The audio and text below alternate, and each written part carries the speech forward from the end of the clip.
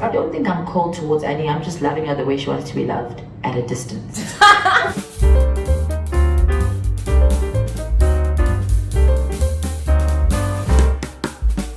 Woo! You know, guys, by the time I was done watching this episode of the show, the only question that kept on floating in my brain was, what do men want? What exactly do men want? And guys, those of you men watching this video, please, I want to hear from you. What exactly do men want?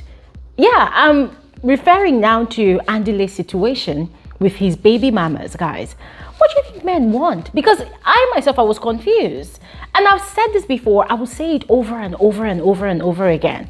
Andile is one of the most intelligent, one of the most reasonable, emotionally mature cast members, yes. But when it comes to issues that has to do with what he has going on with his baby mamas, guys, I think he's completely clueless. Yes, or he's like Oliver Twist. I have these gorgeous women that has given me amazing kids. I have this chemistry with this one.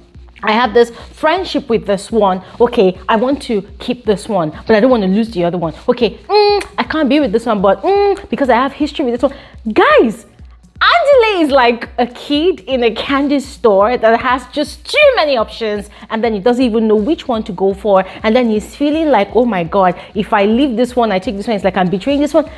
What exactly do men want? Also, still on this episode, Two-Face made me so proud. Guys, see the way he handled Swanky Jerry's conversation. Oh my god, I was over here giving him a standing ovation because that man really proved that yes, he's indeed a man, he's not a pushover. And it was so obvious that Swanky Jerry is kind of scared of Two-Face. Yes, and so it made sense, everything I said on my previous review about who Swanky sends this drama to. And you know, it completely affirmed all I said on my previous review about who Swanky directs his drama to. Guys, we're going to talk more about that. And then, of course, the crazy altercation between Zari and Fontana. Oh my god, guys. Did I think that was necessary? I think that was actually necessary, yes. Those people needed to vent.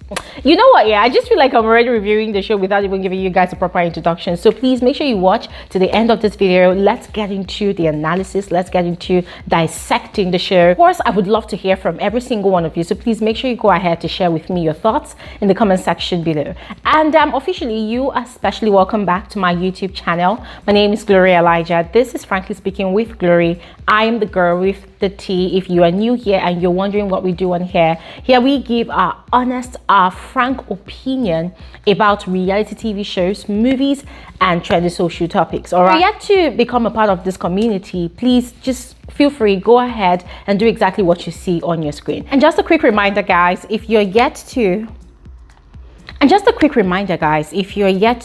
watch my Gambian vlog, that's the part 2 of that vlog, please go ahead and check it out on my other channel. All right, it's called Simply Glory Elijah. So just check the description box, the link is right there, or check my community tab to follow directly to the video, or better still, check any of the floating cards, yes, and you will be able to watch that video.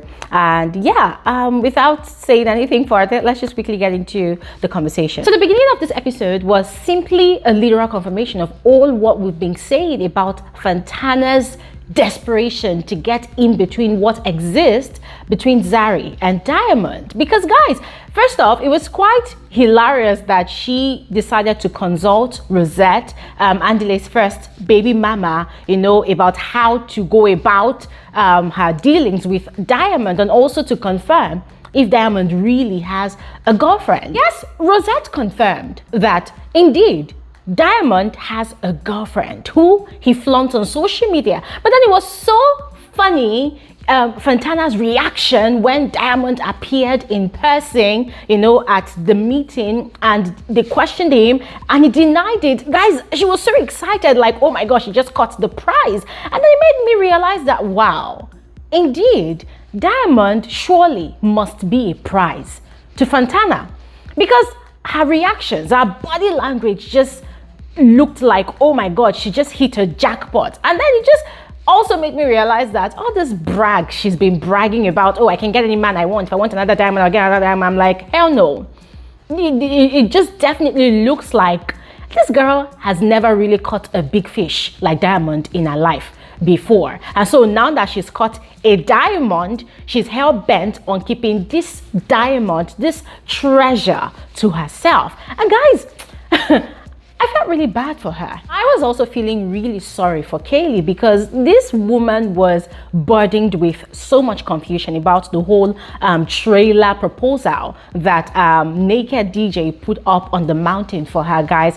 And I felt really bad for her because you can imagine, as a woman, you like this person, you want to spend the rest of your life with this person. You've been waiting, you've been hoping that this person will pop the question one day, and then as a joke, just to see your reaction, just to test the waters, this person pulls up a fake proposal stunt, and you're confused. You don't know if you should be excited about it or not. And so, guys, Kaylee had called her friends together, Andile inclusive, to talk to them about it, and they themselves did not even know if they want to be excited about it, if they should be celebrating or not. And guys, at that point in time, I felt really offended on behalf of Kaylee because I felt like, no, you don't play with a woman's emotions like that. I mean, yes, Kanye's suggestion to Naked was a brilliant idea. But then, guys, I honestly did not think he would, see it through like that. And there's a thing about Naked DJ. This guy comes off as someone that is bereft of emotions, like he doesn't really have sentiments at all. Because later on, when Kaylee was having a conversation about it with him, the things he was saying, that, do we even have a future? I don't think we're ready for marriage. I'm like, bro, that's, what's it called now? That fake proposal you pulled off, you sounded so genuine. You sounded like you don't want to lose this woman. You don't want her to leave you. You don't want her to go anywhere. So if you feel like you don't even have a future together, if you feel like you people are not really ready for marriage, why are you then giving her the assurance that you are there to stay and you equally want her to stay as well? Hence the reason I'm asking the question of what exactly do men want? Once again, Kanye totally made me fall in love with her way of, reasoning, with her way of perceiving people. So she had met up with Zari and Lewis, and they were having conversations about all that had been going on, between Lewis and Swanky. And she said something quite interesting. She was explaining Swanky's attitude towards Lewis. According to her, what people were not seeing was the fact that Swanky was actually mourning a heartbreak, from Annie. Annie had actually betrayed him, and Annie had not taken accountability or even taking responsibility for what she did. And so Swanky was taking out all of that aggression, literally transferring all his pain and anger at Lewis, literally using Lewis as a punching bag. Now, that totally made sense. However, I just felt like she was kind of making an excuse for Swanky, and that's something Kanye is very, very good at. And it equally warmed my heart when, Lewis during his confessionals was explaining that, after hearing what Swanky was going through, he started feeling sympathy towards Swanky. And guys, even though I appreciated, the kindness and the generosity of Lewis's heart and the sentiment, still I felt like these cast members, they keep on condoning Swanky's excesses, all in the guise of, that is how he is, or that is how he is. And I'm wondering, why couldn't Swanky give the same energy to Two-Face when they met later to play football? Because he tried that crap. He tried it, and guys, you could tell that he was literally shivering when he was talking to Two-Face. You could tell that he was selective with his words. He was managing his tone and the pitch of his voice so that it doesn't come across as him shouting, or screaming or being all dramatic to Two-Face. And gosh, I totally loved the way Two-Face handled that conversation, because Two-Face looked at him and said, bro, I'm really offended you're asking me that question. He was actually telling Two-Face that, I feel like you don't value our friendship. When I had my issue with Annie, you could not even call, you could not even check on me. I want to know why. He was being so careful, even addressing Two-Face. And gosh, The way Two-Face shut him up, Two-Face told him, look, you have my number, why didn't you call me? I didn't even know what was going on. I'm still your friend and I am still a husband to Annie. And I don't care what's going on between you two people. And guys, in that instant, I'm like, yes, to Baba, yes. What better way will any husband, any friend respond to such a stupid, such a childish question? Because what exactly was Swanky expecting? Oh, that Two-Face will call him and start questioning, what exactly is going on between you and my wife? Why is this? Why is that? Like, that guy is busy, man. That guy is busy. Guys, see, at that point in time, I was just literally applauding Two-Face. I say, yes, you go. That is how to respond to an unreasonable person. And guys, did you see how lip-sealed Swanky was? He couldn't even say anything else. He couldn't. And I loved the way the others were laughing because, guys, yes, they had to rub it in. They had to rub it in like, of all people. The person want to bring your drama to his too, Baba.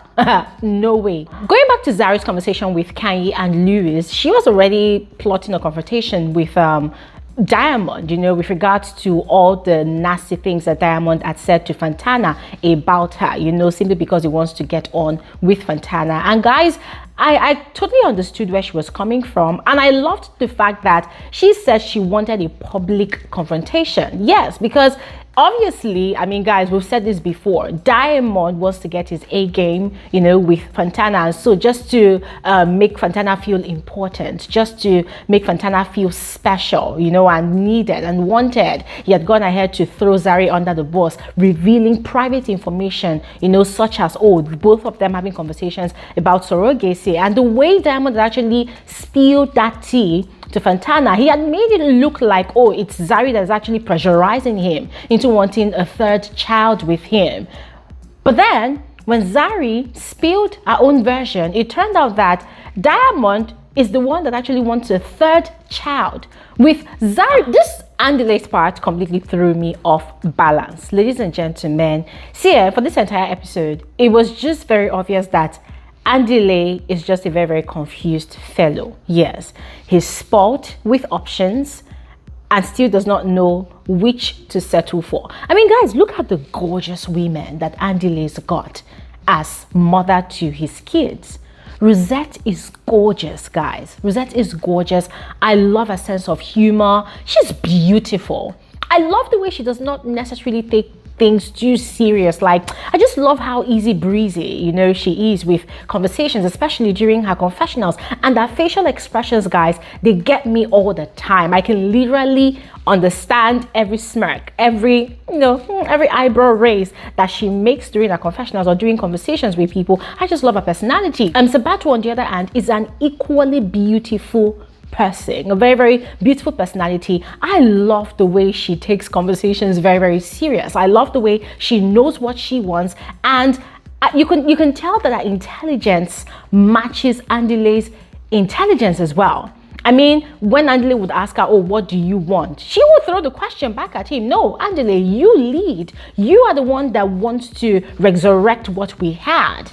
So you don't get to ask me what I want. You get to tell me what you want, and then we pick up the conversation from there. I will decide what I want when I hear what you want with me. Guys, when she spilled those words to Andile much later on the episode, I was so impressed. I said, yes, this is the kind of woman I like. You say what you want and you get down to it. Andile, after having conversations with Rosette, all of a sudden realized that, okay, maybe he does not want to settle down with Sabato anymore, and already started considering going back to Rosette, his first baby mama. And then he meets up with Sabato, and then, like a child, he's asking Sabato what she wants. Whereas he was the one that initiated the conversation in the previous episode, saying that he wants both of them to come back together. And then it was after Sabato had given him an ultimatum that, listen, I cannot have half of you, I'd rather have the whole of you, to know that, okay, we're actually going to do this, we're actually going to be serious. Then he had to go and think about it. I mean, guys, it's a mess. It's an absolute mess. And then I will still ask the question I asked in my previous review, that what is the guarantee that if or when Andile, settles down with any of the baby mamas, that he would not be drawn to go back to the other one or even a third party outside of their relationship. What's the guarantee? And it pained me, to sense some level of selfishness with Andile, because it was just obvious that he was just all about himself. He was just thinking about himself. What is best for me? I'm looking for love. I want to settle down now. Oh, I have options. I want to choose.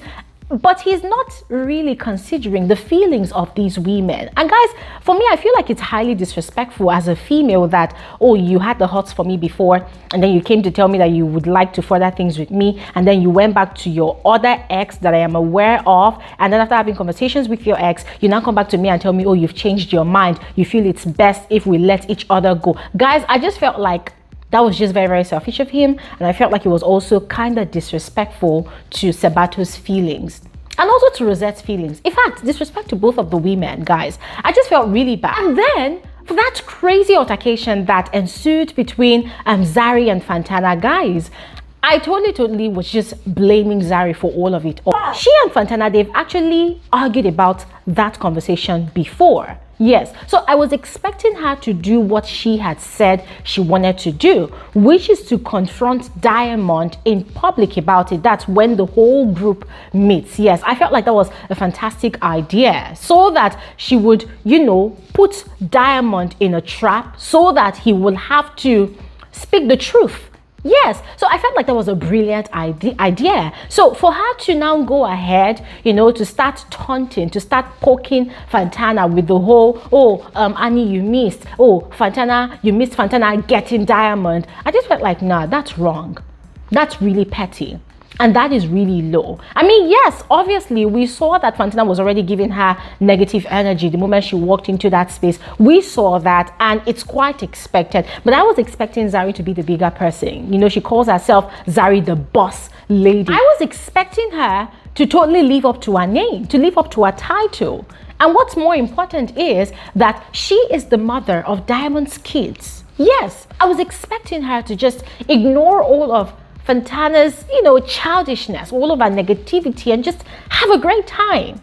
But instead, she decided to start goading Fontana, poking Fontana. Hence the reason Fontana flared up. So both of them having that back and forth, guys, I just felt like it was just completely unnecessary. Yes, and then Fontana, calling her names, calling her a biatch, making crazy statements like, oh, Zari wears fake designers, guys. Of course, we know that it could be a lie. She was just saying all of those things to defame Zari, to crawl on that Zari skin. Guys, I felt really bad about that situation, because I'm like, come on, how can two grown-ass women, it doesn't matter their age at this point in time, but how can two grown-ass women be having this stupid altercation, fighting each other over a guy that is not even worth it? Because guys, the truth is, Diamond is not even worth all of that hype.